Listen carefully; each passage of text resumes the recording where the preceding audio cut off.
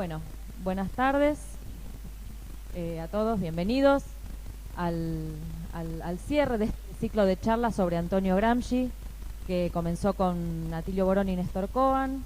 La semana pasada tuvimos a Gastón Baresi y hoy tenemos un cierre de lujo con quien, como bien anticipó Baresi, es una de las personas que más sabe sobre Antonio Gramsci acá en Argentina. Así que hemos invitado entonces a Daniel Campione, que hoy nos va a hablar sobre sociedad civil, sociedad política, Oriente y Occidente. Así que sin más, empezamos con la charla, después seguramente tendremos una oportunidad de intercambiar ideas. Sí. Buenas noches a todos. Agradezco la exageración de que soy uno de los que más sabe de Gramsci. Tenemos la suerte de que ya ha habido un par de charlas. No estuve, pero vi el título y quienes se ponían, así que seguramente tenía una visión bastante rica y interesante sobre temas como hegemonía, como la relación de Gramsci con América Latina. Yo quería un poco desenvolverme en torno a estos cuatro nociones, que en realidad son dos pares, ¿no? Sociedad política, sociedad civil por un lado, y Oriente y Occidente por otro, y en realidad están estrechamente relacionados, porque cuando Gramsci diferencia Oriente y Occidente, en realidad está haciendo referencia, ahora lo vamos a ver, al grado de desarrollo y complejidad o mayor o menor grado de desarrollo o de complejidad de la sociedad civil. Primera cosa, cuando hablamos en el lenguaje habitual, en el lenguaje habitual, no digo en el lenguaje de la calle, de la cotidianidad, donde por ahí los términos sociedad civil y sociedad política directamente no existen, pero en el lenguaje politológico habitual o político, cuando se habla de sociedad civil, se tiende a pensar en lo que está por fuera del Estado. Muchas veces nos dice el Estado y la sociedad civil, o son organizaciones de la sociedad civil, como opuestas a estatales. Y en realidad, Gramsci lo que elabora con el concepto de sociedad civil y de sociedad política son distintos tipos de relaciones, distintos tipos de vínculos dentro del ámbito de lo que tradicionalmente se llama, dentro del ámbito y no solamente dentro de ese ámbito, de lo que tradicionalmente se llama la superestructura. Para Gramsci, hablar de sociedad civil es hablar de el amplio campo en el que no predominan en la vida social las relaciones de coerción, el uso de la fuerza, sino que predominan relaciones basadas en otro tipo de vínculos que en la tradición que viene por lo menos más atrás todavía, pero por lo menos de Maquiavelo, es aquello que se habla del consentimiento en un sentido social, de la elaboración de una legitimidad, o más que una legitimidad, la elaboración de una visión del mundo compartida por un conjunto social amplio, ¿no? La sociedad civil sería el ámbito donde ese consentimiento se elabora. Y vamos a ver que es importante tenerlo en cuenta desde el primer momento, que cuando Gramsci utiliza este tipo de conceptos, los utiliza en un sentido analítico. ¿Qué quiere decir esto? Que Gramsci no piensa que en la realidad haya una sociedad política por un lado y una sociedad civil por el otro, que sean entes separados y que uno pueda decir, esto que pasa por acá es sociedad civil y aquello que está por allá es sociedad política. No es así. Gramsci mismo lo dice con todas las letras más de una vez, es una distinción analítica, vale decir, para comprender mejor la realidad. No hay que cosificarla, no hay que pensarla en términos de ámbitos separados o absolutamente diferenciados. Gramsci dice, en más de un pasaje, el Estado es la sociedad política más la sociedad civil. Es decir, todo lo contrario, o bien distinto al menos, de la idea de que sociedad civil es aquello que no pertenece al Estado. No, para Gramsci el Estado es la sociedad política más la sociedad civil.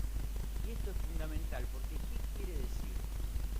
El pensamiento más tradicional sobre el Estado, que abarca incluso a representantes del marxismo, el pensamiento más tradicional sobre el Estado es el que se centra o el que ubica sobre todo al Estado en el campo del uso de la fuerza.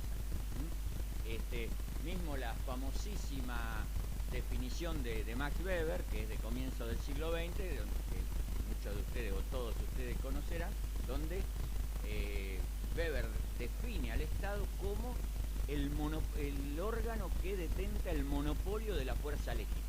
Es decir, toma un elemento indudable del Estado, que es la posibilidad de usar la fuerza, y de usar la fuerza no como mera violencia, sino como algo que se ubica en el horizonte de lo legal, de lo legítimo, de lo válido y aceptable. Weber a lo que alude es a esa idea que hace que si uno ve a alguien vestido de civil llevándose a otro a la fuerza, piensa que es un secuestro. Si alguien ve a otra persona llevándose a alguien a la fuerza con signos de que pertenece al Estado, uniforme o lo que sea, piensa, lo están arrestando, digo del sentido común, ¿no? Lo están deteniendo, algo habrá hecho, ¿no? Digo a propósito la frase por sus resonancias terribles en nuestra sociedad, ¿no? Pero ocurre que a medida que las sociedades son más desarrolladas en un sentido amplio, en un sentido sociocultural, no solo en un sentido económico, lo que llamamos Estado no descansa únicamente, no está basado únicamente en el uso de la fuerza. El Estado es fuerza, es violencia. No hay Estado sin fuerza y sin violencia, no hay Estado de puro consenso. Sería un Estado, si se pudiera pensar algo así, de otro tipo de organización social, no de una sociedad dividida en clases, no de una sociedad con explotadores y explotados, con propietarios y no propietarios. Y Gramsci esto, por más que a algunos analistas de Gramsci no les guste recordarlo, Gramsci eso lo tiene bien claro. La sociedad es una sociedad de clases y por lo tanto está en su base una relación de dominio coercitivo, potencialmente violenta, que está ejercido mayormente desde el aparato estatal. Esto es así para Gramsci. Lo que Gramsci considera es que esa fuerza, que es la sociedad política, de la que hablamos hoy, sociedad política, llama Gramsci a la esfera donde predominan las relaciones de fuerza, donde predomina lo que los antiguos romanos llamaban el imperio, es decir, la potestad del ciudadano de obligar, del Estado, perdón, de obligar al ciudadano, de obligar al civil a seguir una conducta determinada o de no seguir una conducta determinada bajo la amenaza de obligarlo por la fuerza a hacer o dejar de hacer lo que el Estado quiere. Eso está en la base del Estado y a eso Gramsci lo llama la sociedad política. Básicamente el ejército, la policía, los tribunales de justicia, aunque no por un acondicionamiento ideológico no solamos pensarlo como órganos de violencia, pero no existe el tribunal de justicia y no puede imponer sentencias que se convierten en obligatorias y que pueden ser hechas cumplir por la violencia. Eso está en la lógica de cualquier aparato judicial. Pero lo que a Gramsci le interesa señalar es que, sobre todo en ciertos tipos de sociedades avanzadas y complejas, concretamente o especialmente las sociedades del capitalismo de las primeras décadas del siglo XX, que es la que Gramsci llega a conocer y convive con ellas, particularmente en Italia, que es donde vive, salvo un par de años que está por Europa Oriental, donde vive toda su vida, Gramsci considera que ese tipo de sociedades tienen la dominación social, tienen lo que en último análisis es el dominio de clase, lo tienen extendido en una serie de ámbitos que obran por medio del consentimiento. Para decirlo en términos más simples, si nos preguntaran a boca de jarro cómo está compuesta la sociedad civil, qué ámbitos sociales forma la sociedad civil, y uno tal vez tendería a pensar, y está bien, que el aparato educativo, sea estatal o sea privado, los grandes medios de comunicación, las organizaciones culturales de distinto tipo, pero también los partidos políticos, los sindicatos, son organizaciones de la sociedad civil. No predomina allí la violencia, no es que no la haya, siempre hay que usar ese verbo. ¿Predomina o no predomina? No es solo existe tal cosa. El ejército, para ir al ejemplo extremo, no utiliza solo la fuerza, también utiliza el consentimiento. Un aparato militar tiene también su propaganda, tiene también su educación, tiene lo que ellos llaman relaciones con la sociedad, buscando el prestigio de la fuerza y realiza su publicidad, etcétera. Tiene componentes de consenso importantes, pero predomina, en su esencia, digamos, está lo armado. En lo que Gramsci llama sociedad civil pasa lo mismo, hay elementos de violencia. Un partido político puede convertirse en una herramienta que utiliza la violencia bastante general y masivamente, pero no tiende a predominar la violencia. Si uno dice partidos políticos, sindicatos, un aparato educativo y cultural extendido y de alcance masivo, grandes medios de comunicación, está pensando en sociedades, sobre todo o fundamentalmente, en sociedades del tipo de del capitalismo moderno, con su organización política más característica, que se ha ido extendiendo y se ha convertido, entre comillas, en el modelo a seguir, que es la democracia parlamentaria o la institucionalidad parlamentaria. Gramsci, cuando piensa en una sociedad civil desarrollada, piensa en términos de sociedades que poseen los mecanismos de la democracia parlamentaria. ¿Y qué piensa Gramsci que es la democracia parlamentaria? Básicamente una forma de ejercer el dominio de clase, porque en el fondo es eso, no por medio de la violencia, sino con predominio de la hegemonía o de la función hegemónica, de la construcción del consentimiento. Y eso por medio de un amplio conjunto de órganos que, dicho muy esquemáticamente, producen ideas, la hacen circular, generan un debate real o aparente, desarrollan la existencia de determinadas libertades, ¿no? La libertad de prensa, todas con mayúscula en el pensamiento liberal, la libertad de prensa, la libertad de asociación, que tiene vinculación con los partidos y los sindicatos, la libertad de expresión en todos sus aspectos. La idea es la construcción de una sociedad libre donde lo que predomina, lo que aparece predominando son las relaciones no coercitivas, las relaciones que Gramsci a veces llama de tipo privado. ¿Por qué dice de tipo privado? Porque las relaciones aparecen basadas, por más que tengan un substrato de violencia, de explotación, de lo que todos sabemos, las relaciones aparecen basadas en el acuerdo, en una cierta armonía social. Y incluso cuando desde el pensamiento capitalista, desde el pensamiento conservador en cualquiera de sus presentaciones, se utiliza el término sociedad civil, suele utilizárselo en ese sentido de ideología burguesa que señala Gramsci, es decir, se presenta a la sociedad civil como un espacio de convivencia, de consenso, de equilibrio, de búsqueda concertada del bienestar general. La sociedad civil sería precisamente esta sociedad civil sería, entre comillas, buena, beneficiosa, armónica.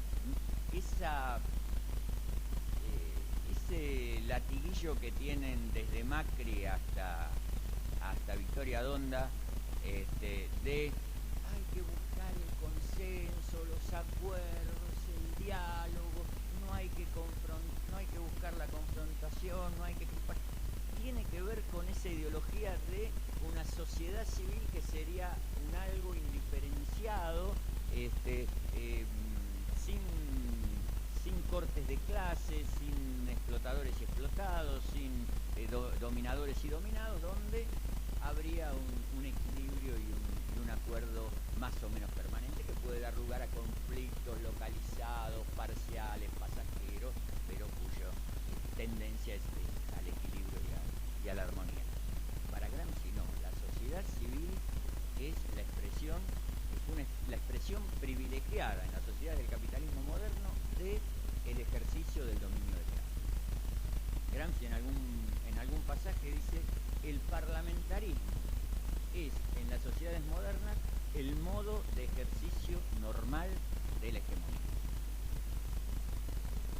Lo que ocurre es que eso para la época de Gramsci era, entre comillas, un gran descubrimiento, porque la visión que se tenía desde la izquierda, no en todo, pero en buena parte del pensamiento socialista, del pensamiento de la izquierda, era que el ideal de dominación de las clases propietarias era el otro, era el imperio de la violencia, era la represión masiva, era el someter a los trabajadores a 14 horas de jornada por sueldos bajos, y que en todo caso formas de democracia parlamentaria eran concesiones que se veían obligados a hacer en algún momento por la lucha de las clases populares y que no les quedaba otro remedio, pero que en cuanto podían suprimían a la democracia parlamentaria, etc.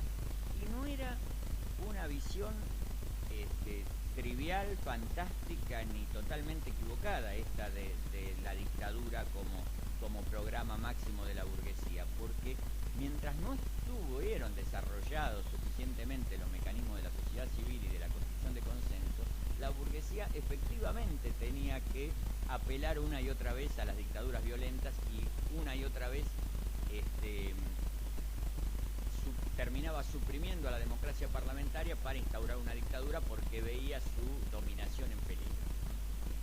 Desde el fascismo al nazismo en Italia, en la Europa de la misma época de Gramsci, a decenas de otros ejemplos que se podría tomar, esto efectivamente ocurría. Lo que ve Gramsci es que la instauración de dictaduras violentas no es la realización plena, sino al revés, es una deficiencia del desarrollo de la dominación de la burguesía. Es porque la burguesía no está todavía en condiciones de ejercer un dominio que aparezca como consensuado, porque no está todavía en condiciones de que, para decirlo en términos concretos, de que los trabajadores acaten en su mayoría la existencia de la propiedad privada de los medios de producción y de la relación salarial, sin aspirar a fundar una sociedad sobre otras bases. Mientras no ha logrado eso, tiene que recurrir a la violencia ante situaciones de crisis, a la dictadura más descarnada. Ahora, cuando esto no es así, cuando tiene un desarrollo de sociedad civil adecuado, no necesita recurrir a la dictadura. Y a la dictadura abierta, digo, porque tenemos la idea de Marx y que sobre todo toma Lenin, de todo Estado burgués es en el fondo una dictadura de los explotadores, ¿cierto? En el fondo es así, pero digo dictadura abierta, dictadura represora, esencialmente represora sanguinaria. Pensemos en esto. Y Gramsci pensaba en eso también. Estados Unidos nunca tuvo una dictadura abierta. Y al mismo tiempo Estados Unidos es la sociedad que históricamente ha desarrollado un mayor nivel de consentimiento de las clases subalternas a su modelo de organización. Ojo, con sus episodios de violencia selectiva y localizada a lo largo de toda su historia. Si en Estados Unidos el Partido Comunista y otras expresiones de izquierda fueron muy pequeñas en épocas que en Europa solían ser muy importantes, tuvo un componente represivo. Las organizaciones de rompehuelgas en Estados Unidos estuvieron a la orden del día durante décadas y se perseguía a los sindicatos, se creaban sindicatos amarillos, etc. Esos elementos estaban presentes, pero los famosos 200 años de democracia de Estados Unidos, que ya van para 300, esa estabilidad, no hay necesidad de creer que eso sea democracia, pero digamos, esa estabilidad institucional, ese funcionamiento continuado de las instituciones parlamentarias, tenía muchísimo que ver en la visión de Gramsci justamente a esa amplitud y extensión y solidez de la hegemonía en la sociedad norteamericana. Esa creencia en Estados Unidos como cuna de la libertad, como cuna de la democracia, como sociedad de la tierra de las oportunidades, sociedad del ascenso social, de la carrera abierta al talento, etcétera, toda una ideología que en que existe en todas las sociedades capitalistas en mayor o menor medida, pero que en Estados Unidos tuvo un grado de eficacia y una difusión en más de un sentido única o excepcionales. Bueno,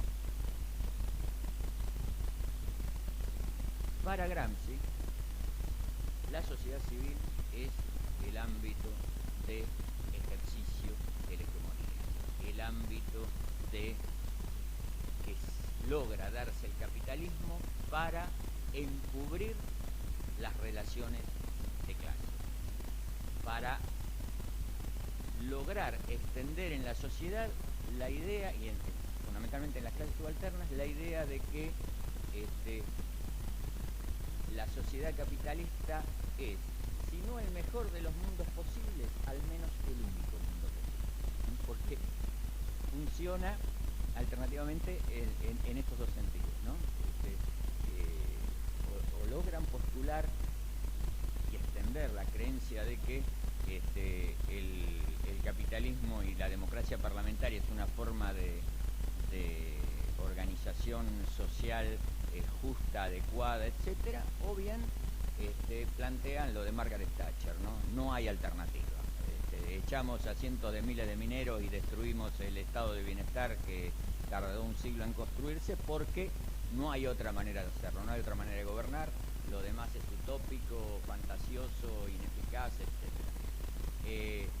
Pero en definitiva, de lo que trata la construcción hegemónica de las clases dominantes es en extender una visión del mundo que le es favorable a el ámbito social más amplio posible.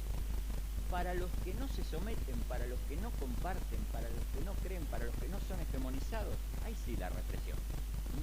Conjuntamente con la hegemonía al mismo tiempo, conviviendo con la democracia, como lo podemos ver una y otra vez en todo tipo de sociedades capitalistas, salvo aquellas que tienen una estabilidad hegemónica altísima por múltiples razones, como pueden ser las sociedades escandinavas. Últimamente se armó algún despelote en Suecia, ¿no? Tampoco son absolutamente inmunes a tener que utilizar cierto nivel de represión, aunque sea selectivo, localizado y pasajero. Ahora, quería relacionar esto con el otro par de conceptos, que es el de Oriente y Occidente. Gramsci considera que en relación con esto del desarrollo de la sociedad civil existen dos tipos de sociedades, esquemáticamente, que él designa con términos geográficos, Oriente y Occidente. Términos geográficos que en realidad son términos culturales y políticos también, no solo geográficos. ¿Por qué utiliza tanto esto de Oriente y Occidente? Entiéndase. Él llama Oriente a las sociedades con poco desarrollo de la sociedad civil. En algún momento dice incluso aquellas sociedades donde la sociedad civil es primitiva y gelatinosa, ¿no? Gelatinosa como que no tiene consistencia, que no tiene desarrollo, que está en una etapa invertebrada, digamos, si nos vamos al reino animal. En esas sociedades la posibilidad de una revolución social es más amplia, es mayor, porque el poder de la clase dominante, el Estado en sí, tiene menos mecanismos de defensa. Él utiliza mucho el lenguaje bélico, tomaba parte de la Primera Guerra Mundial, ¿no? Él dice, en una sociedad de tipo oriental, con poco desarrollo de la sociedad civil, el Estado está menos protegido, choca enseguida contra los movimientos que lo cuestionan. No hay partidos de masa, no hay sindicatos afines al sistema, más bien los que hay están al borde de la ilegalidad y tienen conducciones revolucionarias.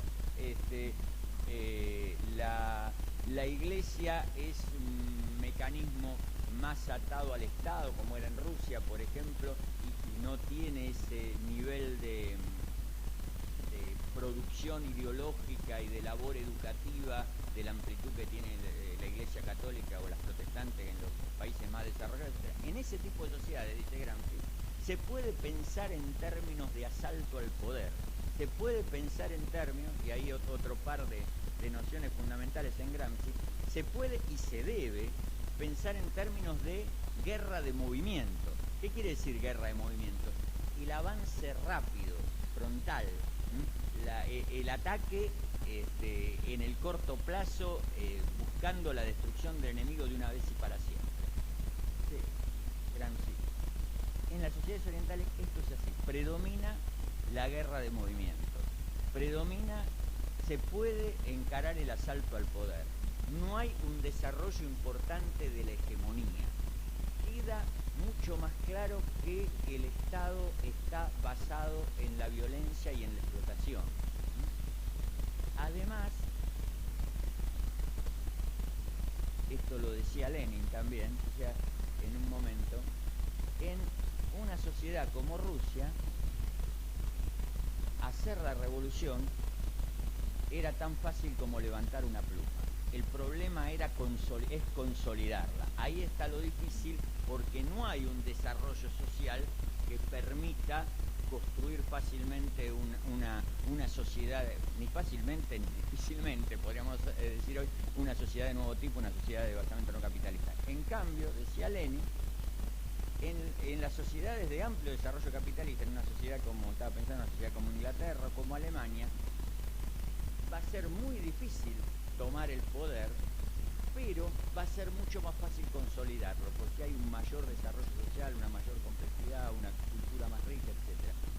Gramsci, en cierta medida, enriqueciéndolo y complejizándolo más, pero toma esta idea. En las sociedades de tipo occidental, en las sociedades donde hay partidos, sindicatos, parlamento, etc., no se puede pensar en términos de asalto al poder. ¿Por qué?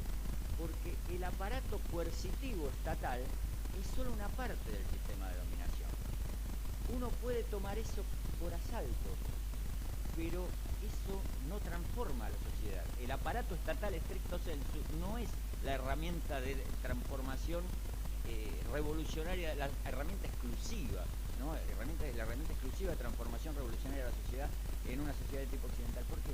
Porque el dominio de clase tiene un asiento mucho más amplio, una base mucho más amplia que la del aparato estatal en sentido formal. Y Gramsci está pensando en la propia Italia, pero en un ejemplo mucho más fuerte, que es el de Alemania. Alemania, después de la guerra, después de perder la guerra, el Estado en un sentido formal está al borde de la disolución. Derrota no tan catastrófica en lo militar como en lo político y en las condiciones que le empiezan a imponer, el ejército desarticulado, marineros y soldados sublevados y organizados en soviets por todos lados, etcétera. Cae el Kaiser, el emperador, completamente desprestigiado, etcétera. ¿Qué ocurre? Hay una revolución, la revolución de noviembre del 18, una revolución de un contenido social predominantemente proletario, y acompañada por consejos obreros, etcétera. ¿Qué ocurre en Alemania? ¿Hay una revolución socialista? No. ¿Por qué? Porque el Estado del Kaiser se disolvió, el ejército está en ruinas, pero la sociedad capitalista alemana cuenta con el partido socialista más grande de Europa, que cuál es su programa práctico, no el teórico, cuál es su programa práctico en la Alemania de noviembre de 1918. volver a normalizar las relaciones sociales e instaurar por primera vez ampliamente, porque la de Alemania era restringida, una democracia parlamentaria en Alemania. Y se encarga de eso en alianza con los partidos burgueses.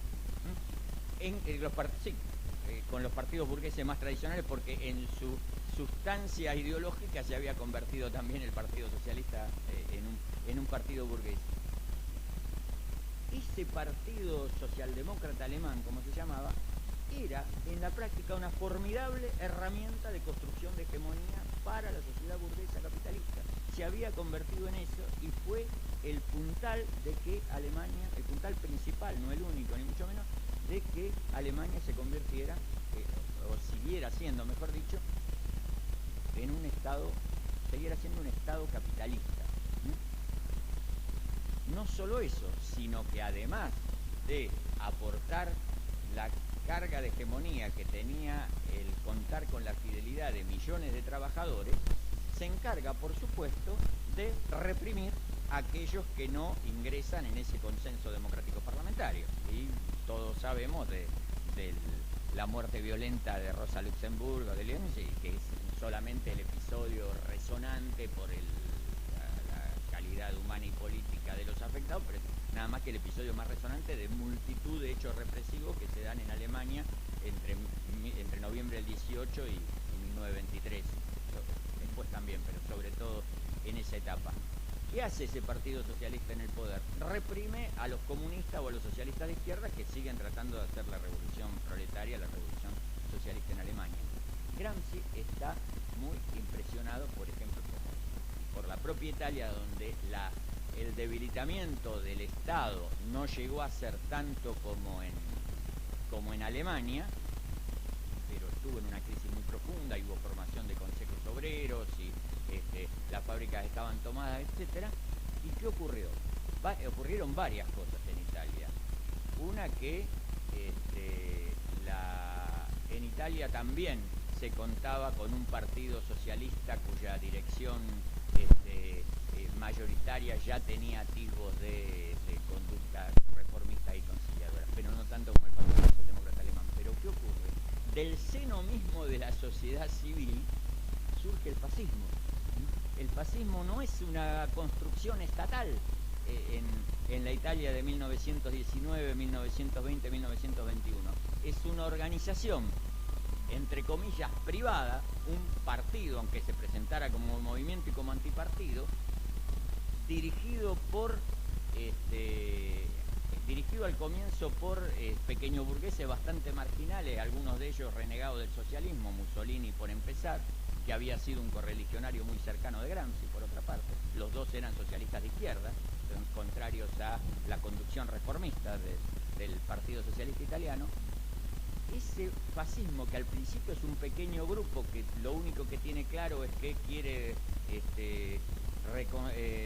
restaurar violentamente el orden amenazado por los marxistas, los socialistas, ellos lo llaman marxistas para englobar a los socialistas tradicionales y al Partido Comunista que nace en esos años, y esa restauración violenta del orden va acompañada en el fascismo por postularse como una forma de socialismo auténticamente nacional y antimarxista.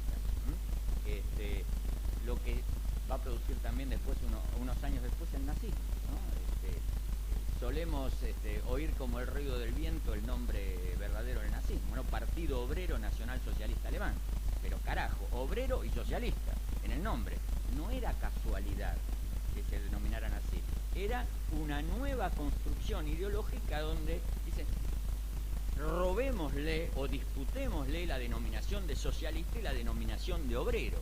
No hagamos política burguesa solamente desde la propiedad, el orden, las familias tradicionales, los empresarios de iniciativa. No, hagámoslo desde postularnos como proletarios, trabajadores, socialistas, eso sí, nacionales, antimarxistas, amigos de la colaboración de clase y no de la lucha de clases, que es una postura antinacional, etcétera. Bueno, Gramsci ve ascender al digamos, ve que en Italia todos los socialistas, empezando por él, piensan que va a haber una revolución social irreversible, y en un plazo de un año, porque no pasa más tiempo entre el auge revolucionario italiano y el advenimiento del fascismo, en un plazo de un año y medio, se encuentran con el gobierno en manos de un partido antiobrero, reaccionario, enemigo sustantivo y principal de toda manifestación de socialismo, etc. Gramsci reflexiona a partir de esas derrotas, a partir de esas reacciones capitalistas construidas con elementos tomados del socialismo, reflexiona sobre a qué grado de desarrollo había llegado el dominio de clase en la forma que él llama hegemónica. Él dice, en las sociedades de tipo oriental, con poco desarrollo de la sociedad civil, lo que ejerce la clase dominante es una dictadura.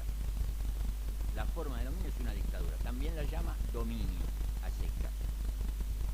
En las sociedades con amplio desarrollo de la sociedad civil, la clase capitalista, la clase dominante, no solo domina, sino que dirige, conduce, construye consenso, hegemoniza, articula al conjunto de la sociedad o a la mayoría de la sociedad en torno a su visión del mundo.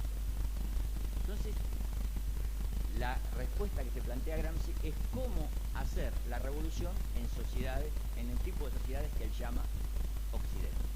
Y esa es quizás la pregunta verdadera y fundamental que articula, que da base a todo el pensamiento de Gramsci. ¿Cómo hacer la revolución en Occidente? Había un excelente libro escrito por una socióloga italiana que después se pasó a Berlusconi 20 años después. El neoliberalismo logró hacer esas maravillas, María Antonietta Macchiocchi, que se llamaba Gramsci, la revolución en Occidente. Y ella desarrollaba muy convincentemente y muy fundamentadamente la tesis de que en realidad lo que articulaba todo el pensamiento de Gramsci no era el estudio de la sociedad civil, el análisis de la hegemonía, sino cómo dar cauce a una voluntad revolucionaria, cómo dar cauce a un programa de la clase trabajadora, un programa de máximo, un programa revolucionario de la clase trabajadora en las sociedades que él llamaba de Occidente. Entonces, lo que Gramsci se plantea es que la transformación revolucionaria en Occidente es del tipo de una guerra de posiciones, de lo que en el castellano rioplatense solemos llamar una guerra de trincheras, como se había dado en la Primera Guerra Mundial. Una guerra de posiciones más fijas, de desgaste, donde las líneas de defensa son más complejas, y hay búnkers, y hay trincheras, y hay casamatas, y además el ejército no está basado en la infantería, sino que tiene los tanques y la aviación, ¿no? Entonces, la metáfora bélica, o Gramsci traslada metafóricamente lo bélico a el plano político y el plano civil. Así de compleja se ha vuelto la sociedad de los países capitalistas modernos, y para vencer a la dominación capitalista se requiere un combate de desgaste, un combate en el que se pone en juego al conjunto de la sociedad, donde no se puede pensar en términos de la acción exclusiva de una pequeña vanguardia que toma el poder, sino de una confrontación de vasto alcance. Y de nuevo la metáfora bélica, ¿no? Hasta la Primera Guerra Mundial las guerras eran, esquematizando mucho, enfrentamiento entre ejércitos, enfrentamiento entre fuerzas armadas.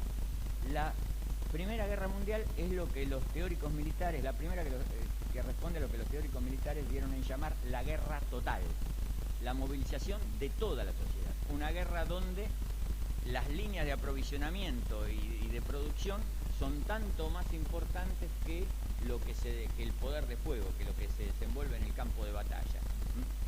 Gramsci aplica eso a la sociedad. Se trata de destruir en un proceso forzosamente lento, lleno de avances y de retrocesos y de grandes sacrificios, dice Gramsci, destruir no ya el dominio coercitivo, sino la construcción hegemónica de la burguesía. No se trata de dar un golpe de mano y tomar la casa de gobierno, sino se trata de horadar ese dominio que se ejerce por medio de partidos, sindicatos, escuelas, medios de comunicación, etc.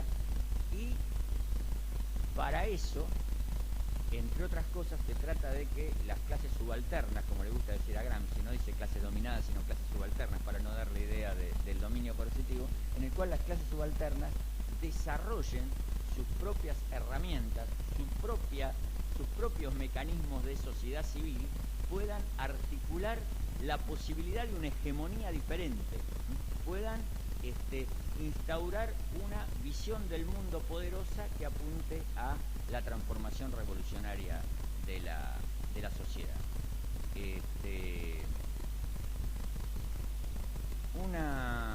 ¿Cuánto tiempo llevo hablando? Demasiado. Voy a ir redondeando un poquito. Les quería acá introducir una cuestión importante con respecto a esto de Oriente y Occidente. Pensar en términos de América Latina, ¿no? Hace 40, 50 o más años, muchos latinoamericanos, muchos marxistas latinoamericanos, o muchos, no marxistas en términos teóricos, sino muchos políticos revolucionarios latinoamericanos, militantes revolucionarios latinoamericanos, decían, sí, el pensamiento de Gramsci es un pensamiento muy rico, muy complejo, teóricamente muy valioso, pero ese occidente de Gramsci es Europa y Estados Unidos, no nos habla a nosotros. Las sociedades latinoamericanas son diferentes, son más parecidas al Oriente, son más parecidas a la sociedad rusa de la época inmediata anterior a la Revolución. Bueno, y tenían en algunas sociedades latinoamericanas tenían razón, en otras no. En otras ya tenían un desarrollo de sociedad civil mucho más amplio, aunque no fueran democracias parlamentarias tradicionales, y ya los mecanismos de dominación de la burguesía pasaban bastante por la construcción hegemónica y no tanto por el puro uso de la fuerza. Pero la Cuba de la época de Batista o la Nicaragua de la época de Somoza, para dar dos ejemplos claros y donde hubo aparte revoluciones, respondían más a la idea del Oriente de Gramsci que a la idea de Occidente. Ahora, si pensamos en términos de la América Latina o nuestra América del siglo XXI, vamos a ver que en casi todas las sociedades latinoamericanas, se aproximan mucho más a ese occidente en que pensaba Gramsci que al oriente. Además de muchas otras consideraciones en cuanto a la internacionalización del capitalismo y la internacionalización de la hegemonía y del dominio ideológico que de alguna manera equipara o acerca a los lugares más recónditos del mundo a los núcleos de la dominación. Pero sacando ese tema, si vamos a la estructura interna, por decirlo de alguna manera, de las sociedades latinoamericanas de hoy, son sociedades con amplio desarrollo de la sociedad civil, que si las comparamos con aquellas sociedades europeas de los años 20, que fue lo que Gramsci llegó a conocer, porque en 1927 ya estaba en la cárcel, tienen incluso mayor desarrollo de muchos aspectos. Por empezar, en la Europa de los años 20, muchas sociedades no eran democracias parlamentarias, no tenían detrás 25, 30 o 40 años de democracia parlamentaria, o redondamente no eran democracias parlamentarias, o tenían en muchos casos periodos de existencia de la democracia parlamentaria mucho menor, o venían de mecanismos de democracia muy restringida, con rasgos de exclusión y de voto calificado, etcétera, que no eran eficaces en la misma medida que la democracia parlamentaria, como era el caso de Italia, de España y de la propia Alemania. Hoy tenemos, como todos sabemos, en Argentina o en Brasil o en Chile, un poco menos, pero tenemos ya democracias parlamentarias con 2 décadas largas de funcionamiento continuado, con muchas crisis, etcétera, pero además tenemos sociedades altamente alfabetizadas desde hace décadas, tenemos partidos políticos con capacidad de movilización de masas, con un desarrollo moderno, no al estilo de los viejos partidos conservadores y liberales del siglo XIX, del principio del siglo XX, ni que hablar de los medios de comunicación, el alcance y la diversidad dentro de la unidad al servicio del capitalismo que tienen. Bueno, y lo mismo podemos decir de la educación o del aspecto que querramos. América Latina es hoy Occidente. América Latina es una sociedad con amplio desarrollo de la sociedad civil. América Latina es una sociedad, son sociedades donde la burguesía no solo ejerce la coerción física, no solo ejerce la violencia, sino que también construye, mantiene, reproduce el consentimiento. Las sociedades latinoamericanas tienen un amplio desarrollo, todos lo sabemos de una manera o de otra, de la ideología de la conciliación de clase, de la ideología de las libertades públicas. Veamos hoy en Argentina el éxito relativo, pero éxito al fin, que tiene formulaciones ideológicas del liberalismo republicano más tradicional y que abarcan expresiones políticas que supuestamente van desde la derecha más dura a la izquierda moderada, digamos. Después podemos ponerle todas las comillas que querramos a la izquierda o al centro izquierda o lo que sea, pero el hecho es así. La ideología liberal republicana de la división de poderes, del consenso y la colaboración en la construcción de la política, de la alternancia, del pluralismo democrático, etcétera, está muy extendida y tiene un nivel de eficacia fundamental. No era así hace 50 años en Argentina y mucho menos era así hace 50 años en Bolivia o en Paraguay. Sin embargo, hoy hasta países con las comillas del caso, menor nivel de desarrollo relativo y menor nivel de complejidad, tienen también sistemas de dominación que incluyen el componente hegemónico en un lugar central.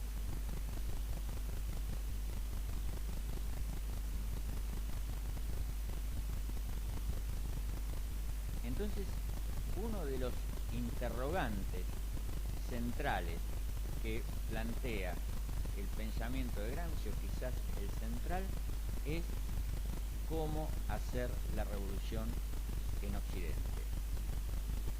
Y a la luz de los cambios que se fueron produciendo en el ya casi un siglo que nos separa de la época en que Gramsci elaboró su pensamiento, a la luz de esos cambios y de las transformaciones que ha sufrido el capitalismo y el sistema político y la producción cultural e ideológica, esa pregunta de cómo hacer la revolución en Occidente tiene bastante hoy de cómo hacer la revolución a secas. Estamos enfrentados a un tipo de sociedades donde el poder no radica en el palacio, donde el poder radica en una trama social muchísimo más amplia. Solo cierto pensamiento un tanto alucinado, pero que sigue existiendo, puede pensar que apoderarse del gobierno de un día para el otro equivale a la construcción de un poder político, social y cultural necesario para hacer una transformación revolucionaria en una sociedad como la Argentina. Son infinitos los mecanismos que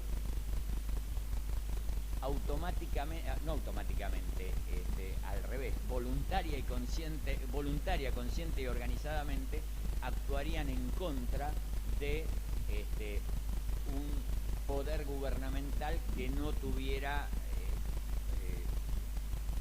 teóricamente revolucionario, pero que no tuviera su propia capacidad de construcción hegemónica. No puede sostenerse. No hay posibilidad de enfrentar enfrentar exitosamente con un aparato estatal basado en la coerción la complejidad mediática, cultural, educativa, partidaria, sindical, etcétera, que tenemos hoy en Argentina.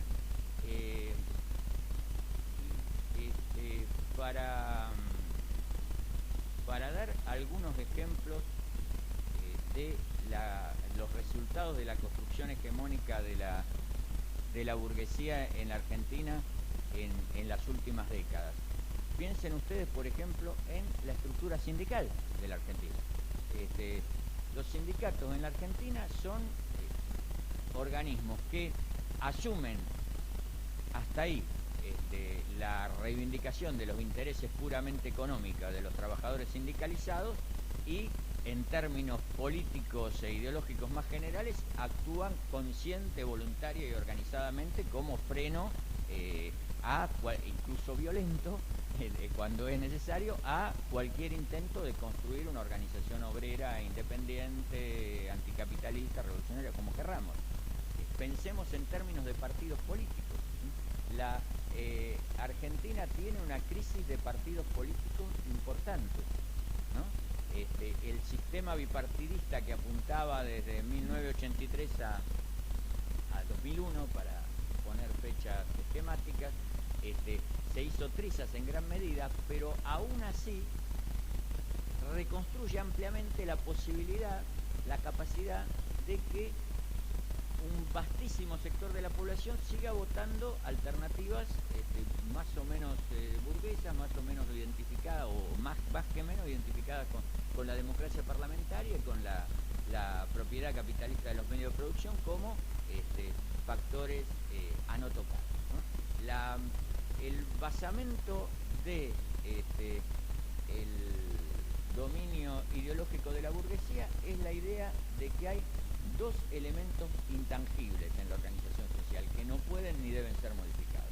Uno, la sociedad de mercado, no decir capitalismo porque suena feo, es cuestionable, aunque a veces está en el término capitalista, pero mejor todavía sociedad de mercado, y la democracia parlamentaria. En Argentina, el grueso amplio de las expresiones políticas están contextos en la intangibilidad de esos dos aspectos. Después vienen todos los matices posibles y las peleas a muerte y las impugnaciones y las denuncias de corrupción y todo lo que ustedes quieran.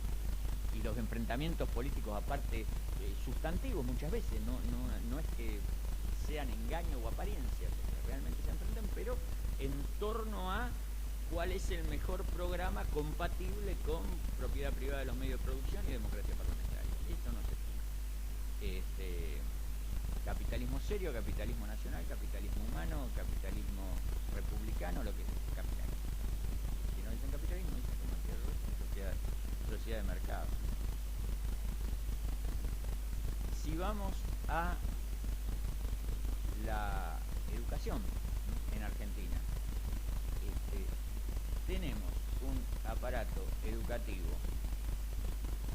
con una llegada de masas, con un nivel de alfabetización muy amplio desde hace muchas décadas, por más que haya un alfabetismo, digitalización escolar y todo lo que querramos, pero hay una extensión muy amplia de eso, pero donde la capacidad, el potencial cuestionador del sistema educativo más bien ha tendido a retroceder que a avanzar en las últimas décadas, y se ha dado, como todos sabemos, una especie de privatización parcial o privatización informal del sistema educativo y además desde la educación se generan discursos diferentes, plurales, parcialmente antagónicos en muchos aspectos, pero que también tienen en común la aceptación de las grandes pautas, los grandes pilares de la organización social. Y así, ni que hablar los medios masivos de comunicación.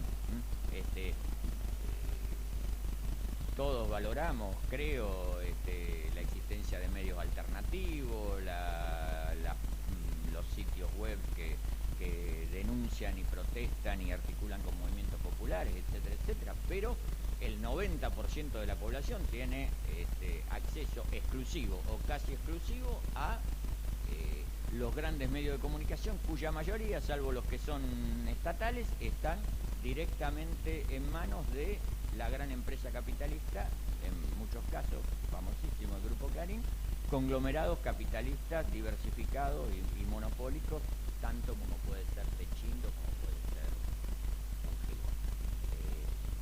Bueno, si esa no es una sociedad hegemónica, si esa no es una sociedad con amplio desarrollo de la sociedad civil, vamos, no sabe lo que es efectivamente eso. Entonces, pensar en términos de no, la clase obrera quiere luchar y está en contra de los patrones, lo que tenemos es un problema de dirección porque la conducción no asume la independencia de la clase obrera, que es un divague. Como pensar que la burocracia sindical sigue en su lugar porque los que se presentan como conducción alternativa en realidad no lo son y son otras expresiones de la burocracia sindical, etcétera, y son traidores y esto y... No, hay una configuración ideológica y organizativa del sindicalismo en la Argentina muy difícil de desterrar, que lleva largas décadas y que opera no como parte de las herramientas de transformación social, sino al contrario, es un factor conservador, estabilizador y de obturación de luchas sociales. Y eso, de nuevo, podemos valorar infinitamente las comisiones internas combativas y los sindicatos paralelos y los delegados del subte y los trabajadores de Kraft y todo lo que se quiera, pero de nuevo, el 90% de los trabajadores argentinos organizados, que aparte, a diferencia de hace unas décadas, ahora son minoría y no mayoría, pero el 90% de los trabajadores argentinos organizados están encuadrados en sindicatos claramente burocráticos. 90, el 80, no vamos a discutir el porcentaje, pero la amplia mayoría, digamos.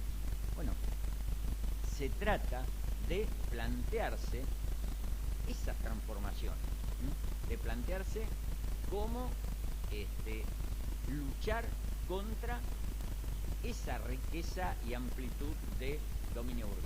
Y eso implica plantearse un programa de mediano y largo plazo.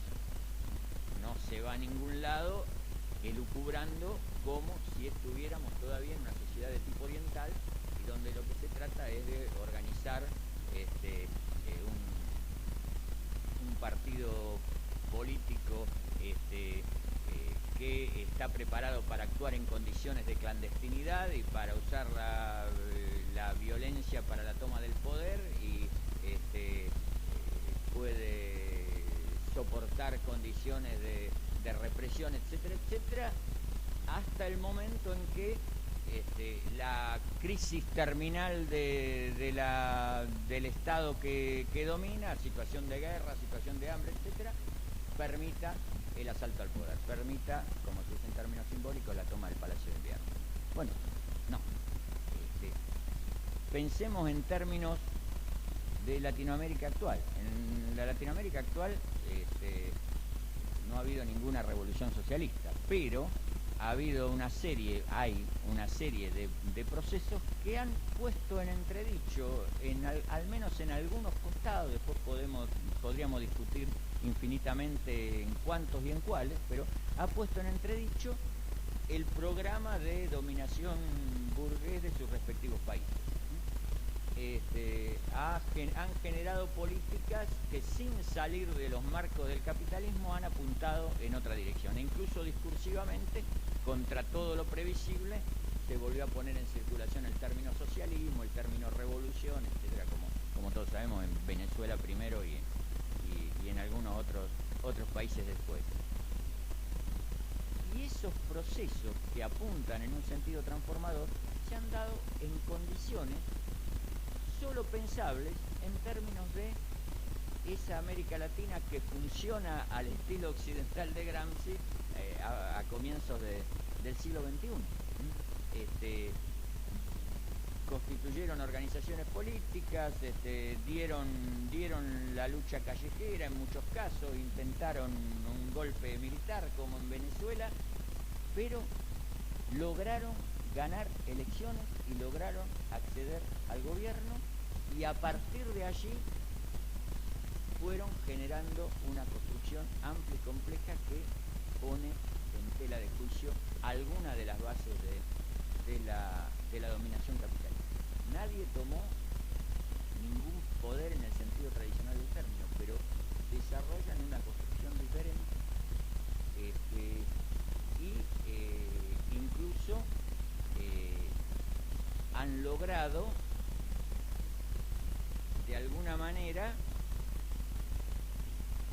movilizar o producir movilizaciones de masas para defender los espacios de poder logrado. Es decir, se dio algo casi inédito en la historia latinoamericana reciente, que fue que gobiernos de un sentido progresivo, de algunas aristas anticapitalistas, lograron movilizar masas en su defensa y mantenerse en el gobierno, mantenerse en el poder, si se quiere, en contra de las intenciones de lo central de la clase burguesa y el imperialismo norteamericano en muchos casos, que querían su desplazamiento. Se dio algo así en Bolivia y se dio algo así en Venezuela, claramente. En Venezuela, sobre todo, la movilización de 2002. Desde una posición de gobierno construida por medio de un triunfo electoral, se logra enfrentar con éxito la acción de emergencia de la burguesía, que trata de volver a la lógica del golpe de Estado y derrocar al gobierno. Bueno, no tienen éxito. ¿Por qué no tienen éxito? Porque en Venezuela se había logrado, con limitaciones precariamente, pero se había logrado poner en tela de juicio la hegemonía burguesa, la hegemonía en términos de control de la sociedad. Si fuéramos a ver a Venezuela, nos encontraríamos en la Venezuela de fines de los 90 con una Venezuela, una clase dominante venezolana, donde ciertos mecanismos de dominación, ciertos mecanismos de construcción hegemónica se habían desgastado muy fuertemente. Sobre eso operó el fenómeno del chavismo, sobre un sistema partidario destruido, sobre una sociedad muy evidentemente desigual, sobre el apoderamiento de la fabulosa renta petrolera por una minoría muy restringida. Sobre esos brechas, sobre esas fisuras en la dominación de clase, apareció un proceso como el de Venezuela, y con otras características, pero con similares fallas y brechas del dominio, ocurrió en Bolivia o en Ecuador. Bueno, quisiera dejar acá provisoriamente y abrir a preguntas o comentarios antes de que el uso del tiempo de mi parte no se vuelva demasiado escandaloso.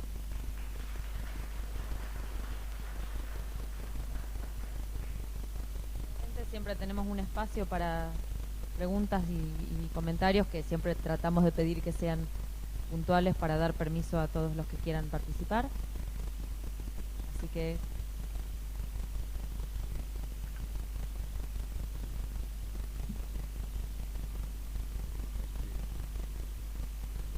no, el planteo de asunto de Gramsci en la época que vive, o está con el problema de Mussolini, que el Vaticano postulaba dos, a Mussolini y a Gabriele D'Annunzio, para que esté en la cima del gobierno italiano.